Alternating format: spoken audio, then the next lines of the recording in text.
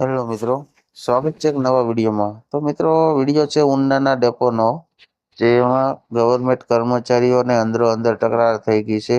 જેમ કે depot manager છે ઉનાના, એ કર્મચારીઓ ઉપર ખોટે ખોટી હેરાનગતિનો કામ કરી રહ્યા છે. તો મિત્રો, તમે જાણો છો કે ગવર્મેન્ટ કચેરીઓમાં જ આવું થઈ રહ્યું છે, તો આપણે આમ જનતાનું શું થશે?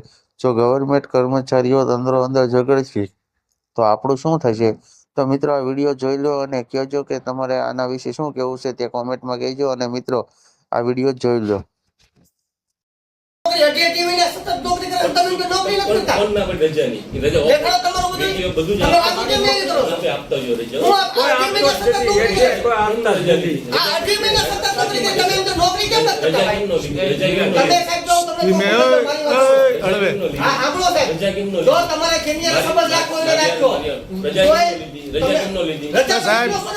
બહુ હવાની વાતો કરો માં, પૂછીને એની વાત કરો, બરાબર?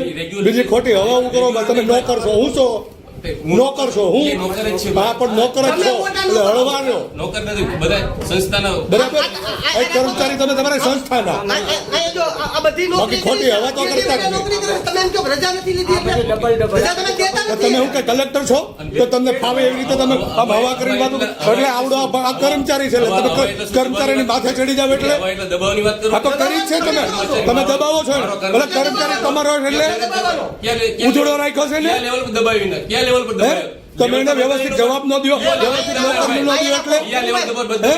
ક્યાં લેવલ પર દબાવ્યો? તમને શાંતિથી વાત કરી તો તમને એટલી બધી હવા કરવાની જરૂર છે સાહેબ. મેસિંગ મને હવા કેવો એટલે મને કે હવાનું કઈ હું કઈ શકું ભારતનો નાગરિક છું, હું આ દેશનો નાગરિક છું. અને તમે નોકરીઓ કરો છો, તમે અમારા રૂપિયાનો પગાર લઈને પાછો અમારી માથે હવાવું કરો હે? ક્યાં બીજું પર હવા ખાલી મેળા છો ક્યારના સાહેબ તમે? એ બંધ કઈ નહીં થાય. ઉભા રહ્યો એટલે એના મનમાં સમજાવું કર્મચારી છે, નોકર છે, નોકર છે એમને નોકરની રીતે રહેવાનું, બીજા ખોટી હવાવું કરવાની જ નહીં. તમને શું તકલીફ છે? એ રાખો એટલે દુનિયા જ હોય. ડેપો મેનેજરને અમે ફોન કરીએ છીએ તો ડેપો મેનેજર એવું કહે છે કે અમને ફોન નહીં કરવાનો, બરોબર? એટીઆઈને ફોન કરીએ તો એટીઆઈ એમ કહે કે મને ફોન નહીં કરવાનો, તમારે ફોન કેને કરવા જવાનો? અઢી મહિનાથી અમને રજાઓ નથી આપતા, ઓફ નથી દેતા અને ડબલ નોકરીઓ કરાવે છે. અને ત્યાંથી અમે શેડ્યુલમાંથી આવતા હોય તો અમને કે તમે લોંગમાં જાઓ, ત્યાંને અહીંયા હાલે એને કોઈને ક્યાંય મોકલતા નથી.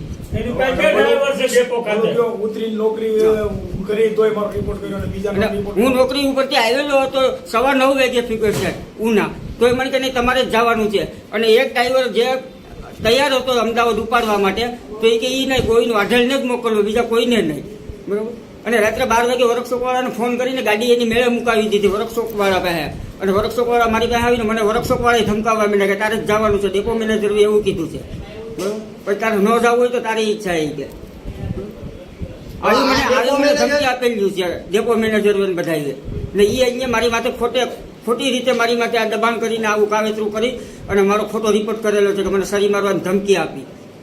અને પાછા ડેપો મેનેજર એમ કહે છે કે હું પોતે ફરિયાદી છું. આજે એક વિચારવા જેવું છે કે સામાન્ય કોઈ પટ્ટાવાળો હોય તો એના અધિકારી સામે કોઈ દિવસ ઊંચા અવાજે વાત કરે ખરી?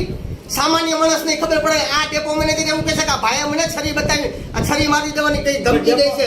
તમે વિચાર કરો, લોકો આ ડેપો મેનેજરનો નંબર આની અંદર નાખીએ છે, તમે ફોન કરો, ડીસી જોઈ નંબર નાખીએ છે. આ લોકોની દાદાગીરી જોવો ખાલી. ઓલ ગુજરાતના એસટી ની અંદર આજ કાંડ હાલે છે બધે. ડેપો મેનેજર ડેપોમાં હાજર જ નતા, એ તો એના ઘરે હતા, એ રૂમ ભાડે રાખીને રહી છે, ડેપોની અંદર જ નતા, એટીઆઈ નતો. એના માણસો આવતા હતા મારી પાસે, એના માણસો રાખ્યા. આવી રીતે ધમકાવે છે કે ડ્રાઈવરો અમને છરીઓ મારવા આવે છે. ડ્રાઈવરો નોકરી કરે કે તમને છરીઓ મારવા આવે? પાછા તમે ખોટી પોલીસ કમ્પ્લેન કરો છો એટલે તમારા મનમાં સમજો શું બધાય? એક ને મેકવામાં નહીં આવે. તમારી જે દાદાગીરી હોય ને બધી તમારી ઘર પાસે રાખજો. જેને સંબંધ એકબીજાને રાખવો ને તમારે ઘર પૂરતા રાખજો, ઘરે લઈને સંબંધ રાખજો. અહીંયા નોકરી કરવા હોય ને સંબંધ ઘરે મૂકીને આવજો બધાય.